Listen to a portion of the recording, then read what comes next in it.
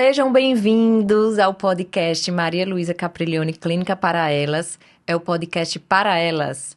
E hoje, para a gente estrear, temos a doutora Karina Cavalcanti, ginecologista clínica, cirúrgica e especialista em sexualidade humana. Hoje vamos conversar sobre sexualidade na paciente infértil, na mulher que está passando pela infertilidade. Então vai ser um prazer conversar sobre isso com Karina. E não esqueçam, já se inscrevam aqui no meu canal e já me segue aqui na rede social que a gente tem muito conteúdo para compartilhar. E aqui no nosso podcast a gente vai conversar sobre vários assuntos que agregam na fertilidade, na infertilidade e na saúde da mulher em geral. Então é isso, vamos começar, Karina. Vamos começar a falar desse tema. Aqui com você. É um prazer ser recebida por você. A gente sempre que conversa, a gente sempre desenvolve muito nossos assuntos, porque são muito congruentes as áreas, né? Afinal, para reproduzir, precisa ter sexo, né? Com certeza. Então, nessa condição básica aí, algumas pacientes que estão nesse processo, né, de infertilidade começam a sofrer com isso, né? Isso. E aí, a gente estava conversando há pouquinho sobre esses desafios, né, Malu? Eu vou ficar chamando de Malu, viu, gente? É podcast. É doutora Maria Luísa Capriglione, para mim é Malu. E a gente estava falando justamente desses desafios. E aí você me falou um dado interessante, né? Eu acho interessante você compartilhar aqui no seu pod. Sim. Sobre as pacientes que estão nesse processo e os desafios com a sexualidade. O que você acha que está sendo assim te chamando mais a atenção, né? É impressionante, gente. A gente estava até... Semana passada eu estava em São Paulo, a gente conversou sobre esse assunto com o pessoal da reprodução. É impressionante o número de casais que estão cada vez mais querendo ter menos relação sexual, né? Então, é aquela diminuição da frequência de relação. E aí, o que eu mais digo é assim, gente, olha, a única coisa que eu não consigo ajudar vocês realmente depende do casal, né? E a gente sabe, Karina, que para uma gestação natural, o que mais a gente pode fazer para aumentar a nossa chance de engravidar é aumentar a frequência de relações sexuais, né? Então, assim, tem tudo a ver esse tema de sexualidade com infertilidade, porque realmente os casais, eles chegam com uma bagagem muito pesada, né, da infertilidade. Começa a ter relação para engravidar, então isso é muito ruim. A gente não quer namorar por prazer, a gente quer namorar para engravidar. Então, eu já passei por isso, eu sei como é ruim, como isso afeta o casamento, como isso afeta o casal, né? Muitos não conseguem vencer a infertilidade, né? Muitos casais se desfazem mesmo por isso. Então, eu queria saber de você que atende esses casais também na sexualidade, como é que você consegue ajudar esses casais a aumentar o desejo feminino, que seja? Como você consegue ajudar esses casais nessa sexualidade, que é tão importante? Eu acho que o principal ponto, se tem uma palavra que define essa dificuldade, essa diminuição da frequência de relação sexual atrelado à infertilidade, nesse ponto específico de infertilidade, a palavra é frustração, né? Então, a relação sexual, ela começa a se tornar um movimento, uma atitude frustrante para o casal. Então, a gente vai precisar retirar esse casal dessa frustração para chegar num movimento de positividade, de retorno positivo para esse cérebro, porque o nosso principal órgão sexual é o cérebro. Principalmente para o casal que já está tentando há um tempo, né? Então, realmente vai ficando cada vez mais pesado você tá fazendo aquilo ali só pensando em reproduzir. Então, o prazer sexual, quanto mais você tem, mais você quer ter. E quanto menos você tem, menos você quer ter. Então, esse distanciamento que você está relatando, que está sendo... interessante isso aí. Esse movimento que você está relatando nas rodas dos especialistas em reprodução, isso é um movimento que, para mim, como sexóloga, é totalmente explicado, né? Então, o coito não exigente, né? Ele é uma das estratégias de tratamento da sexualidade, né? O coito exigente é aquele coito... Que eu tenho que ter. Marcada. Hora marcada, tem que ser assim. Dia fértil, né? Tem que ser assim, tem que ter penetração, que a gente já sabe que para a mulher não é a principal forma de prazer, né? Então, esse conhecimento que a gente adquiriu na sexualidade nos últimos 30 anos, principalmente, com o aumento significativo dos estudos, mostra exatamente o que traduz o que você está me dizendo. Então, a gente precisa de um coito não exigente. Então, eu acho que o principal que eu teria que trazer para esse casal que está nesse movimento vocês precisam ter momentos de sexo-relação sem exigência de reprodução. Que é muito difícil, gente. Isso, porque eu digo assim, o casal que está nesse momento, né? E as mulheres, quando me perguntam assim, eu posso ir pra academia quando tô ovulando? Ovulei, posso usar meu creme? Então, elas vivem o quê? Primeiro elas menstruam. Aí, é a frustração, né? Que é a primeira fase do ciclo, você ainda tá menstruada. Acabou a menstruação, tá ovulando. Aí tem que namorar muito. Tem que, né? Esse tem que é o grande problema. Tem que namorar. Não, e eu digo, não pode brigar com o marido, não pode ter dor de cabeça, não pode adoecer, não Ai, pode meu acontecer Deus. nada. Porque você tem que namorar naquele período, E somos humanos, né? né? E passou a ovulação, posso estar grávida. Aí começa. Ninguém pode tocar em mim, né? Não Aquele faço mais movimento de nada. proteção. Nem namorar mais eu posso, É, porque já complexo. ovulei, não tem mais por que eu namorar. Então, realmente, é muito complicado. E pensando numa gravidez fisiológica, a mulher não tem que passar por nada disso, né? Então, ela é pra namorar o mês inteiro, né? Sim. A menstruação não é uma contraindicação à relação sexual, a ovulação, muito menos, é a principal indicação. Sim. Ou, se ela estiver grávida, não vai ser o fato de ter relação sexual que De vai jeito atrapalhar essa fecundação. Então, veja, é pra ter relação sexual independente disso. Acho que o grande desafio é trazer esse casal pra esse raciocínio, né? E aí, onde entram também as dificuldades que a mulher já tem, eu falo a mulher, principalmente a mulher, porque a gente sabe o quanto as mulheres têm uma educação sexual pobre, né? Ou uma educação sexual repressora até mesmo, né? De dizer assim, de como você vai se estimular, né? E isso é interessante porque quanto mais a mulher tem orgasmo, mais ela tem desejo de ter orgasmo. E esse orgasmo não necessariamente é com o parceiro. Então, a questão da masturbação, que é um tabu muito grande, principalmente para a mulher casada, que ela acha, não, eu tenho que estar esperando aqui, ou então, imagine você, então a minha doutora tá mandando. Então, veja, ela sempre tá esperando o externo e ela não passa a estimular internamente. Então, eu preciso Não de é algo... por desejo dela, né? Isso, ou meu marido me procura, ou a minha médica tá mandando eu ter relação, no caso aí desse público específico, que é o público infértil, né? Que tá tentando engravidar. Que nem às vezes nem é infértil, às vezes só em estar tentando engravidar, eu que lido com pacientes, né, que tem muito isso. Então, as pacientes que estão tentando engravidar, elas às vezes já estão se exigindo. E eu falo assim, gente, vocês pararam pra pensar que pela primeira vez na vida vocês estão podendo ter uma relação sexual plena e completa e livre de qualquer amarra, que agora você quer engravidar. Então, a mulher, ela vive no movimento, eu não quero, vou tomar um contraceptivo, vou evitar, e aquela trava. Depois ela trava, porque agora eu tenho que engravidar. Então, a gente vive nesse ciclo de ansiedade e autocobrança. Imediatismo, né? Tudo pra ontem. E por falar, assim, desse imediatismo, né, Karina? Existem consequências de todo esse comportamento desse casal, né? Então, eles ficam nessa de não só quer ter relação para engravidar e aí naquela obrigação e muitas vezes o quê? Existem queixas associadas, como por exemplo, diminuição do desejo, diminuição da lubrificação e aí entra, doutora, tô precisando usar um lubrificante, então isso é um assunto também muito perguntado, né? Qual é o lubrificante que pode, qual é o que não pode? Eu oriento, né, o que eu acredito que são os lubrificantes à base de água, né, a gente sim orienta, mas o ideal é que não precise de lubrificante, né, assim? Com certeza. Então, você como especialista na sexualidade, o que é que você diria o que é que a gente pode fazer para melhorar a lubrificação? O que é que tem de tratamento hoje em dia? Eu sei que hoje em dia tem muita coisa aí, me Isso. conta.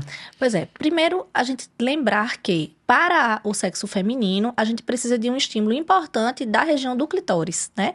Então, vou até dar trabalho para o editor, se puder botar aqui uma imagem de uma vulva e de onde fica o clitóris, vai ajudar muita gente, tenho certeza.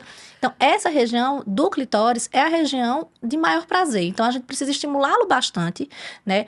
Ou as carícias e preliminares sejam num tempo o suficiente, porque a mulher, ela precisa de 400 ml na região pélvica para ter uma excitação adequada para ser penetrada.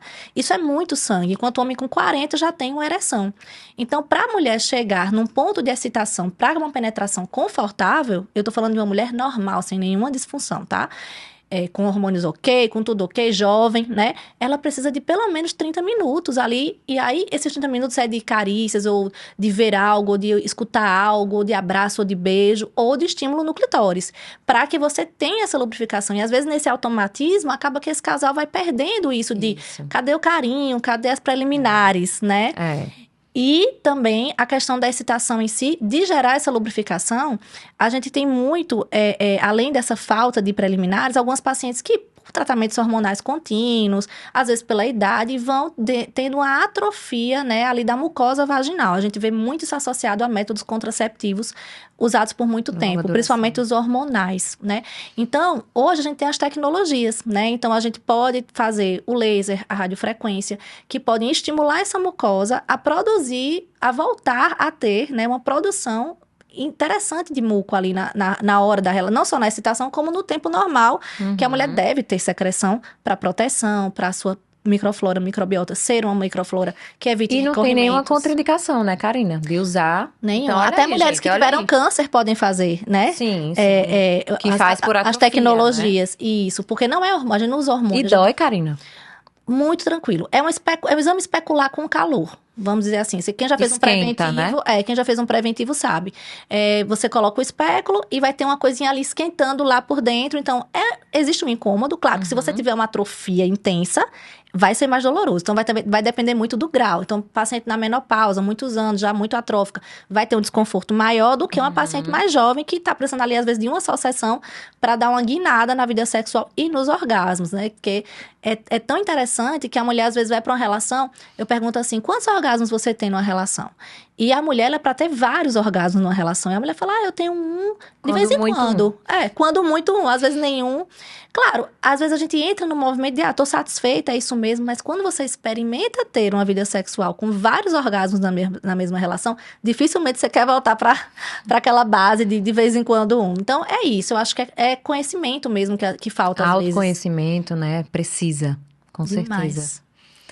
Certo, interessante, viu, Karine? Interessante. Então, olha aí, gente, tem laser, né? Nem sempre a gente vai precisar usar os lubrificantes, mas se precisar, são os lubrificantes à base de água que a gente indica, que aí a gente não altera o pH e não altera a qualidade do sêmen ali na relação sexual. E aí, Karina, falando sobre isso, o que é que você diria, assim, quais são as estratégias que um especialista em sexualidade teria para ajudar essa mulher que está passando por isso, essa mulher que está passando pela infertilidade, que está tendo dificuldade de ter relação, de ter desejo? O que é que você diria para ela? Eu acho que, como eu disse no início do podcast, o principal órgão sexual é o nosso cérebro. Então, a gente precisa de ter um estímulo cognitivo para essa mulher. E qual é o principal estímulo cognitivo para a mulher? Para o homem também. É o pensamento erótico. Então, como é que eu vou estimular o meu pensamento erótico? Eu vou ler contos eróticos, livros que tenham essa conotação mais erótica, filmes que hoje na Netflix, nos demais plataformas de streaming, tem demais filmes com uma conotação mais erótica, né? Podem ir no meu perfil também, que geralmente eu boto, de vez em quando, alguns domingos eu coloco ali dicas de filmes ali para você estar estimulando o pensamento, gente. Porque a imaginação, ela move o ser humano, né? Então, muita mulher chega assim, vai, pensamento doutora... é tudo, gente. Doutora, eu vou trair meu marido pensando e tal. Não, isso não é traição. Você vê um filme, imaginar uma cena de um filme com o seu parceiro, isso vai lhe dar estímulo para executar aquilo. Então, a mulher precisa disso. E às vezes a gente tá tão imersa na nossa vida, trabalho, casa, tratamento de infertilidade, que consome grande parte dos neurônios da gente, porque é bem complexo, eu sei disso. Então, que às vezes a gente... Que hora você tá pensando em sexo? De uma maneira positiva, de uma maneira gostosa. E que, na verdade, é o que você precisa, né? É. Assim, em alguns casos, né, gente? Tem gente que realmente não tem indicação... Enfim, alguns fatores, a gente realmente precisa do tratamento e não vai ter o sexo em casa. Mas a gente tá falando de uma pessoa que tá tentando engravidar. Isso, exatamente. Então, estimular esse pensamento erótico vai fazer você... E se autoestimular, né? Então, não vai esperar pelo parceiro. Então, assim, realmente ter a questão da masturbação é muito importante para a mulher. Estimular o orgasmo. Estimular porque o orgasmo, ele libera fatores, né? Intracerebrais. Então, a gente vai ter uma cascata de sinalizadores de bem-estar, né? E isso vai ter, talvez, até um impacto positivo no teu tratamento de reprodução. Que a gente sabe o quanto a ansiedade e o estresse impactam na reprodução, né? Então, eu acho que é isso. É entender que isso funciona, que funciona positivamente, sair dos tabus, né? E tentar ali todo dia fazer algo que lhe estimule. E com o seu parceiro também, né, Malu? Então, assim, sair para um lugar diferente, aquela tal da viagem, que, enfim, nem todo mundo consegue. O tal do lazer que a gente esquece, né? Exatamente. Então, assim, a dois, né? Às vezes, pessoas às vezes envolvem muito família, né? Lembrar que a dois, estar sozinho. Lembrar, olhar um pro outro e dizer assim, por que a gente começou isso? De onde surgiu esse desejo da gente querer ter mais uma pessoinha, duas Porque do às nosso vezes lado? é só, assim, precisamos ter um filho agora, né? E nem se lembra que o casal existe, se o casal tá bem, né? Tem muita gente que acha, né, Karina, que filho vai melhorar relacionamento. Não vai, gente. Não vai. Vai o filho até... vai crescer e vai embora, né? Então, a gente tem que lembrar que os filhos não são nossos, os filhos são pro mundo. A gente vai ter o filho por um período ali de grande responsabilidade, inclusive, né? Nossa, de criá-los, bem criá-los e tal, amá-los. Mas eles também não são nossos. Uma hora eles vão viver a vida deles, eles vão crescer. E quem vai sobrar? O casal. Então, se esse casal não estiver sempre nutrindo esse relacionamento, você tem que pensar que lá na frente é vocês dois que vão continuar juntos. Claro, a família também, mas cada um nas suas casas, né? É o que se espera, pelo menos, quando se constrói uma família, né? Com certeza. E aí, falando assim do casal, a gente tem que lembrar do homem também, né, Karina? Assim, que a gente, hoje em dia, fala muito na mulher, na saúde feminina, mas eu imagino como deve ser difícil para o homem também. A gente faz, às vezes, tratamento de coito programado, né? Que é a gente ter relação na hora e no dia marcado. Gente, deve ser muito difícil. Então, tem casais que realmente não conseguem, né? Isso. Porque a gente pode ter uma relação e não ter um orgasmo. Mas e o homem? Pra engravidar? Tem que ejacular. Olha só, né? que responsa para esse homem, né? E quanto ele deve se sentir. Porque no começo pode até ser legal, né? No começo ele pode até achar, olha que legal, ela agora vai querer o tempo todo e tal. Só que isso com o tempo, gente, isso pesa. Isso pesa financeiramente, porque a gente tem que lembrar que a pessoa está investindo ali muitas vezes num tratamento, às vezes longo, né? E aí as pessoas têm problemas e têm trabalho, enfim. É vida real. Vida real, né? Vida que acontece aqui e agora. E o que eu noto muito, Malu, é que os homens, eles estão pelo estresse contínuo, e aí não sei o que mudou nos últimos 30 anos, não sei se o Covid, que a gente hoje... Não, o Covid tem muita E eu acho que os homens estão tendo hipogonadismos. Eu vejo muito homens jovens com testosterona baixa hoje, né? Muitas vezes a paciente chega se queixando pra mim, engraçado que as mulheres, por elas se cuidarem, por elas estarem mais atentas à questão da reposição hormonal e tal, às vezes elas chegam assim... A mulher se cuida mais, né? Cuida. Procura mais um médico. Isso. E aí a gente dá essas dicas lá no consultório, ela já chega em casa mais animada, já começa a colocar em prática aquilo que eu falei aqui, e o homem não acompanha. E aí? Né? E aí, às vezes, esse homem, ele tá precisando fazer exames. Ele tá precisando ver quanto é que tá a testosterona dele, que indicadores inflamatórios podem estar acontecendo, porque esse homem pode estar precisando de ajuda também. Sim. Então, veja como esse olhar pro casal é importante, né? Com certeza. O casal, ele tem que estar junto, né? Eu sempre digo assim, às vezes eu venho conhecer o homem no dia do tratamento. Sei lá, vai para uma fertilização in vitro, o homem só aparece no dia da punção de óvulos. Né? Mas cada vez mais a gente tem visto o homem participando mais, né? E é muito importante o apoio desse homem para que o tratamento dê certo, para que essa gravidez vá mais leve. Exatamente. Até no pré-natal, que demais, assim, eu sou aquela obstetra que exige o pai no pré-natal, né? Então, assim, muitas vezes, primeira consulta tá sozinha, próxima vem, segunda sozinha, terceira sozinha. Quando o homem aparece, ele leva uma bronca minha, porque ele vai aparecer e não vai escutar, vai dizer, olha... Ela tá aqui sozinha esse tempo todo e veja, na reprodução é mais complexo ainda, porque é muita informação que ela não... Muita informação nova. No pré-natal, a mesma coisa, a mulher bombardeada. Se ela não tiver alguém, pelo menos pra dizer, você lembra de tudo que eu falei? Apesar de eu anotar muito, de eu gostar de fazer relatórios para as minhas pacientes, até de orientações, é muita coisa para você encarar sozinha, né? Então, é muito importante ter alguém ao seu lado. Isso, né, Karina? A gente tá falando aqui de libido, de relação sexual, de gente jovem. Mas e as mulheres mais velhas, né? E as mulheres com mais de 40 anos? Que você não vai me dizer que a pessoa 40 anos, eu tô chegando nos 40. 40 anos, belíssima, tudo né? muda, gente. Uma vez eu escutei, mudando de assunto, uma vez eu escutei um áudio, inclusive de Cláudia Raia, que a gente tava falando sobre ela agora, gestação tardia, né? Que você, depois dos 40, você vai pra academia, vai malhar tríceps, você malhou tríceps. Chegou em casa, você tomou banho, o tríceps saiu no banho, gente.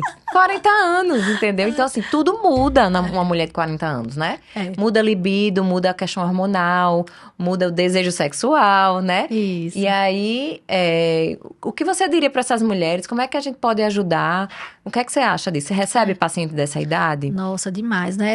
Hoje está muito em voga a reposição hormonal da transição menopausal, né? Sim. Que seria o que período... tem benefício, né? Muitos, de 5 a 10 anos antes da menopausa propriamente dita, algumas mulheres já iniciam os sintomas. E antes a gente esperava essa mulher parar de menstruar completamente para iniciar um tratamento hormonal. Hoje a medicina está cada vez mais indo para a área preventiva, né? E trazendo qualidade de vida para essas mulheres, né? Que é o principal, né? E com muita segurança, com muita evidência científica de benefício, você fazer a reposição hormonal, né? Para os sintomas. E o desejo sexual hipoativo, que é a queda da libido, a diminuição do desejo, que acontece acima dos 40 anos, em grande parte tem a ver com o estilo de vida, com tudo que a gente falou, cognitivo, estímulo, mas às vezes também é falta de hormônio. E É orgânico. Né? Orgânico. E a reposição do hormônio nessa faixa etária vai ter grande benefício na sexualidade. Inclusive na questão da lubrificação que a gente comentou, né? A gente tem as tecnologias hoje que ajudam muito, porque, de toda forma, ficar aplicando um creme o tempo todo é uma coisa que, às vezes, algumas mulheres têm dificuldade, né? Pela rotina atribulada. Então, você vai ir lá fazer uma máquina uma vez no ano é uma coisa mais prática, né? E Sim. com a mesma eficácia. Mas existe também as reposições hormonais transdérmicas que a gente faz hoje, né? Muitas vezes, no período de tratamento, quando a paciente vai fazer a FIV, tem que parar, né? Mas não contraindica nos outros momentos. Ou então, quando você está tentando uma gravidez natural, quando você está fazendo uma reposição, quando é uma dose baixinha, né? Que é para repor, não é para exagerar.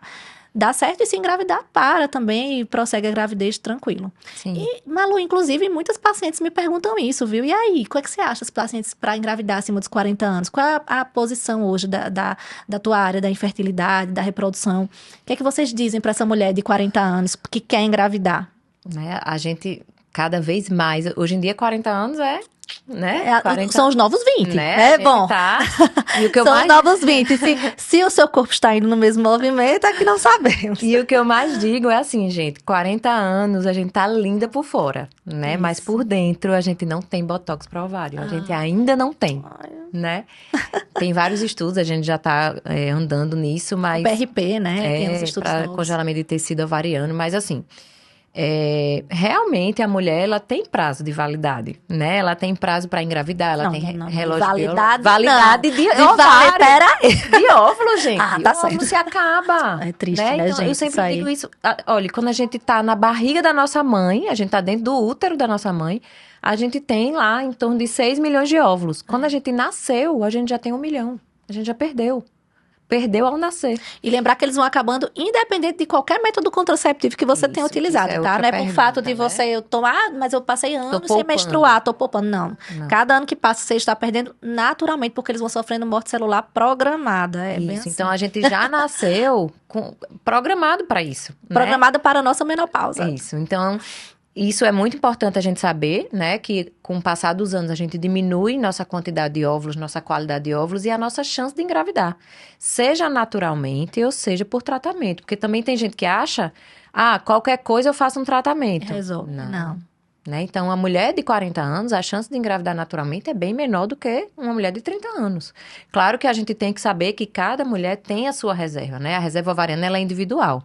Né? Então, o primeiro conselho que eu dou e isso eu batalho muito com os ginecologistas, avalie a reserva ovariana da sua paciente, né? Porque às vezes ela chega aos 40 com a reserva muito baixa, ela vai dizer, eu não sabia que a minha reserva era baixa, né? Então, eu acho que isso, do jeito que a gente colhe preventivo todo ano, Sim. a gente deveria avaliar a nossa reserva ovariana. Então, isso é a primeira dica que eu daria, né? E aí, nessas mulheres, a gente tem a escolha. Então, eu atendo muitos casais que chegam para mim com 40 anos porque não querem engravidar naturalmente. Não querem porque... Tem medo, né? A história do medo, da cromossomopatia, das síndromes. Isso, porque a cada ano a gente aumenta a nossa chance de ter um embrião mal formado, né? Que são as aneuploidias. Então, assim, realmente, hoje em dia a gente tem os tratamentos da reprodução assistida que a gente consegue ajudar, né? A gente consegue fazer o estudo genético do embrião antes de implantar esse embrião. Mas é claro, a gente sempre vai... Eu sempre pergunto, a primeira coisa que eu faço, você quer engravidar naturalmente? Quero. Então, vamos à luta. Né? Então, a gente tem um manejo de aumentar a fertilidade, de tentar melhorar a chance dela engravidar naturalmente, né? Tem a suplementação, tem as orientações. Então, essa questão da relação, tem gente que não consegue identificar, né? Quando está ovulando, né? Então, a gente tem o controle de ovulação que a gente pode fazer, a própria paciente pode fazer, pode identificar os sinais. Então, ou a gente vai tentar agilizar uma gravidez natural, ou a gente pode, sim, fazer um tratamento caso ela queira partir para uma segurança maior, né? Você fazer o estudo genético do embrião. E aí, isso é muito do contexto de cada família, né, Karina?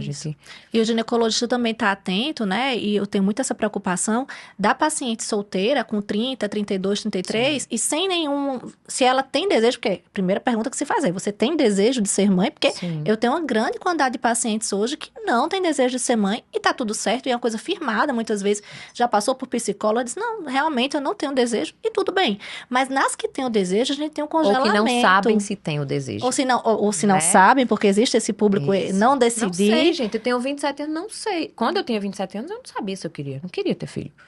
Pois é, tá no movimento de estudar ainda, se formar, se especializar. Então, a mulher hoje, principalmente na nossa área, que somos as duas médicas, então, a mulher demora para se estabelecer, né? Terminar a faculdade, muito. Terminar a residência, terminar as milhares de pós e pós e pós. E aí, 35 anos. É assim, geralmente é assim. Quando você olha, 35 anos. E aí, não tenho filhos. Baque, né? E aí dá aquele baque, aquele susto de... Na verdade, assim, eu digo que toda mulher tem a sua chavinha. Né? Girou a chavinha da maternidade. A minha girou com 29. Tem mulher que gira 35. Tem mulher que 40, doutora, ainda não sei se eu quero. Né? Então, cada mulher tem o seu contexto, né? Tem o seu momento. E aí, o congelamento de óvulos está aí para isso, né? Então, assim, para mim é fantástico. Congelamento de óvulos. Eu já disse, minha filha, Julinha... já. Gente, Julinha tem quantos anos? 3, 4? 3, mas quando ela tiver 25... 3 anos, amiga, calma. 25 ela vai congelar, gente. Não, eu acho que Julinha, quando ela completar 20 anos, ela arruma um namorado engravida. Não, porque mulher, com a mãe... Pare. Não, 25 congela. Minha filha, você vai congelar. Ela vai ficar traumatizada, essa menina. Se Deus quiser, porque, gente... Vai não, Julieta, titia tá brincando. Porque isso é sério, gente. Não volta, óvulo não volta, né? E a melhor idade, a idade fértil da mulher é entre dos 20 aos 30. E isso não mudou. Dos 20 aos 30. Né? Dos 20 aos 30 é a idade mais fértil. Se a gente pudesse congelar óvulo, então, o interessante seria antes dos 30. Se a gente pudesse escolher uma idade melhor. Antes dos 35, eu diria. É o melhor, né? Antes dos 35. Claro, depende da reserva. Eu tenho um paciente de 33 anos, menopausa precoce. Então, depende de como é sua reserva. Qualquer idade a gente pode congelar, né? Então, nunca é tarde. Eu já congelei 38, já congelei 39. Porque é melhor antes tarde que nunca, né? Mas quanto antes, melhor. Porque a gente tem mais óvulo e a gente vai ter óvulo de mais qualidade. Né? Então, eu acho que congelamento é o futuro, gente. Essa geração de agora é assim, não sei se quero engravidar, não sei se vou querer ou não, enfim. E a coisa também da mulher não se exigir tanto, né? Essa coisa que a gente tá falando, o quanto essa exigência nas relações com você mesma, o quanto isso é negativo para você. Então, aquela coisa de, eu tenho que ter um parceiro porque eu tenho que reproduzir. Veja, o congelamento, ele lhe dá essa liberdade de dizer, calma, é quem estiver me fazendo bem ao meu lado, né, crescendo. Ou ninguém. Ou eu compro um sêmen e faço produção independente. Exatamente, né? Que tem essa possibilidade. Queira, né? Sim. E depende muito do contexto de cada um. Ou antes só do que mal acompanhar. Também. E por que não, né? Ter esse filho independente. Então, veja que a gente tem evoluído para muitas possibilidades. Eu acho que o mais interessante, e eu até parabenizo você pelo podcast, é trazer essa informação para as mulheres, né? Que a medicina tem evoluído muito rápido na sua área de reprodução, na minha área de sexualidade, na minha área de ginecologia regenerativa, que eu atuo também, que é a parte de tecnologias, né? Lasers, radiofrequência, cirurgias íntimas. Gente, isso é fantástico. Você faz no consultório hoje. Então, é muita coisa, né? De reposição hormonal também, que evoluiu muito.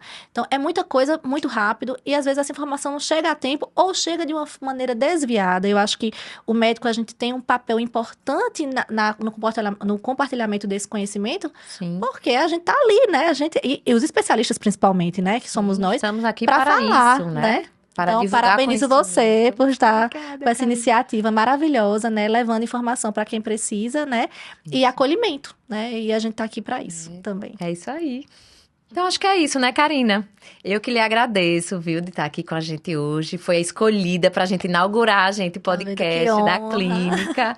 Então, não esqueçam, toda semana teremos conteúdo para vocês no Spotify, no canal do YouTube. E não deixem de se inscrever no canal e de me seguir nas redes sociais, que a gente tem muito, muito, muito conteúdo para compartilhar.